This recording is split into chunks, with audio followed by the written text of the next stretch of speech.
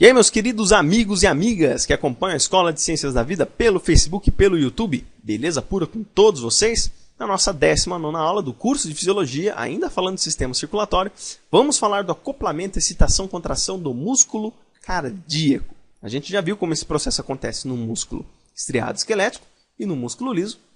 Nessa aula a gente vai entender um pouquinho como esse processo acontece no músculo cardíaco. Então, nessa aula a gente vai tratar um pouquinho da comparação do acoplamento, excitação, contração do músculo esquelético em relação ao músculo cardíaco, visto que existem algumas semelhanças entre eles. E vou mostrar para vocês o mecanismo de acoplamento, excitação, contração do músculo cardíaco, do coração. Como é que esse processo se desenvolve, beleza? Essa aula vai ser bem curtinha.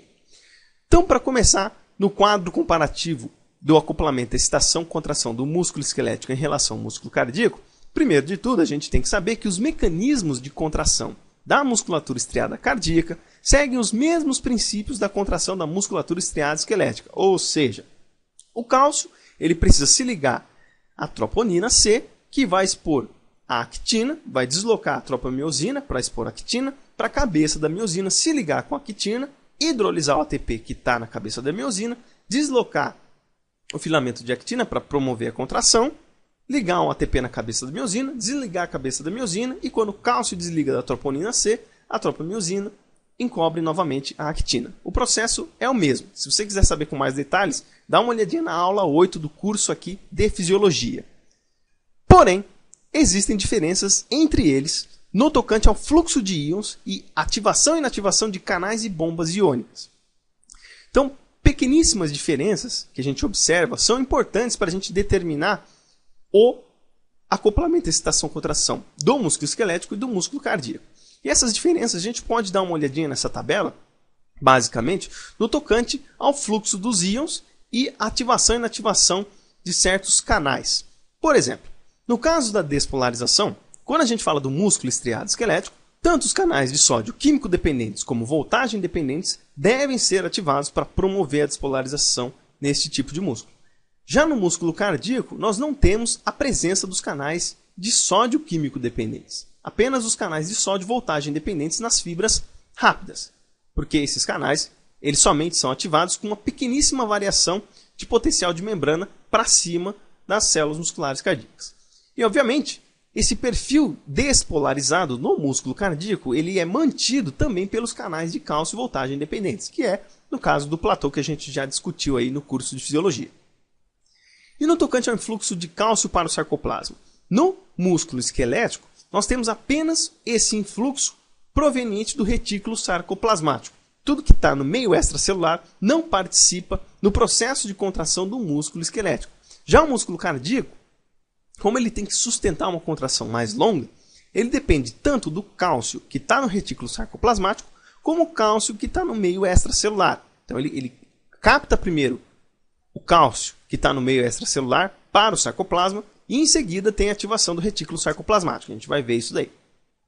E no tocante à repolarização, no músculo esquelético, como nós não temos a participação do íon cálcio no processo de despolarização, a repolarização no músculo esquelético ele depende do efluxo de sódio, que é feito pela bomba de sódio e potássio, e influxo de potássio, que vai participando em todas as etapas de repolarização aí do músculo esquelético, coisa que a gente já tratou também aqui no curso de Fisiologia.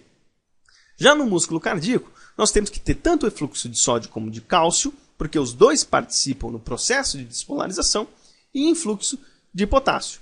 Obviamente, o perfil de influxo e efluxo de íons no músculo esquelético e no músculo cardíaco são um pouco diferentes. Coisas também que a gente já discutiu. Então, basicamente, aí nós temos essas pequenas diferenças e com base nessas diferenças nós conseguimos determinar o acoplamento, excitação, contração no músculo estriado cardíaco. Então, vamos lá. Como o perfil de contração e anatomicamente existem certas semelhanças do músculo estriado esquelético com o músculo cardíaco, a gente pode usar as informações semelhantes a que a gente viu no músculo estriado esquelético. Então veja, no músculo cardíaco nós temos também os túbulos T, ok? Então vamos colocar o túbulo T aqui. E temos também o retículo sarcoplasmático, está abreviado aqui por RS.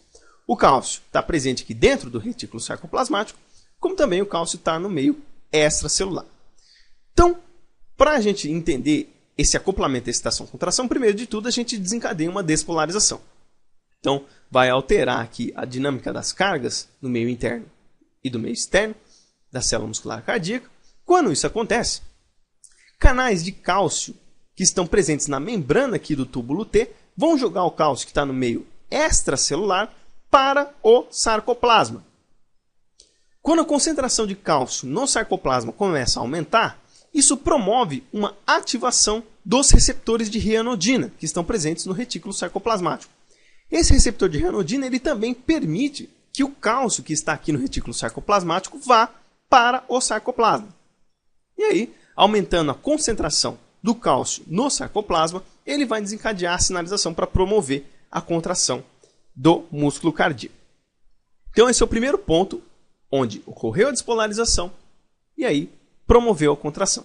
Em seguida, acontece a repolarização da musculatura estriada cardíaca, ou seja, começa a se alterar a concentração dos íons cálcio, sódio e potássio dentro e fora da célula muscular cardíaca. Nós vamos voltar para um estado negativo, interior aqui da célula muscular cardíaca, e aí vai ocorrer o relaxamento. Nesse processo de repolarização, então, nós temos o fechamento dos canais de cálcio, tanto do receptor de rianodina como o canal de cálcio que está presente aqui na membrana do túbulo T. Nós vamos ter, então, um relaxamento muscular com a liberação do cálcio lá na troponina C.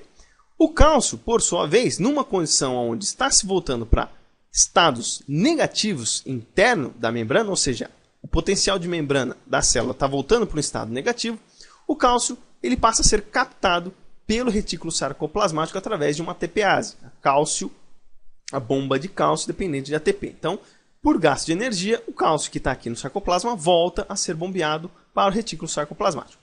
Mas veja que o cálcio ele também foi proveniente do meio extracelular. E como nós temos muito cálcio aqui invadindo o sarcoplasma, esse cálcio que está no meio intracelular, ele vai ter que voltar para o meio extracelular. E quem vai fazer esse processo é um trocador, que nós chamamos de trocador sódio-cálcio, que ele vai jogar o cálcio para fora e o sódio para dentro. Mas veja que nós também temos que reequilibrar novamente o sódio, as suas concentrações tanto do lado de dentro como do lado de fora. Esse sódio, por sua vez, ele vai ser bombeado pela sódio-potássio ATPase, que daí o sódio vai sair e o potássio vai entrar. Então a célula repolarizou, voltou para a sua condição inicial. Caso ela queira novamente desempenhar uma contração muscular, retorna-se para esse ponto aqui, que é o ponto da despolarização. E aí vai acontecer todos esses processos. Contrai, inicia-se a repolarização, torna-se a ficar negativo internamente aqui na célula muscular cardíaca, fecha-se os canais de cálcio aqui presente no túbulo T, fecha-se o receptor de rianodina, desliga-se o cálcio da troponina C, ele fica livre aqui no sarcoplasma, e aí ele é captado por uma bomba de cálcio que está presente no retículo sarcoplasmático, e o cálcio excedente que está no citoplasma, aqui no sarcoplasma, é jogado para fora por intermédio do trocador sódio-cálcio, aumenta-se sódio no meio interno, e o sódio, por sua vez, que entrou por intermédio desse trocador, ele é jogado para fora novamente pela sódio-potássio ATPase. Beleza? Então é isso aí. Foram essas referências que eu utilizei para essa aula, rapidamente. Espero que vocês tenham gostado dessa aula. Se vocês gostaram, peço que deem joinha, me ajudem a compartilhar o vídeo. Quanto mais vocês fizerem isso, mais o YouTube me enxerga e mais pessoas são beneficiadas aqui com a Escola de Ciências da Vida. E se vocês quiserem participar, se inscrevam aqui no canal do YouTube ou participem lá do grupo e da página da Escola de Ciências da Vida no Facebook. Tem meu Facebook particular, se vocês quiserem me adicionar também pode. Como sempre, todas as informações estão aqui no descritivo desse vídeo. Beleza, pessoal? Então é isso aí. Forte abraço a todos, fiquem com Deus e até o próximo vídeo, se Deus quiser.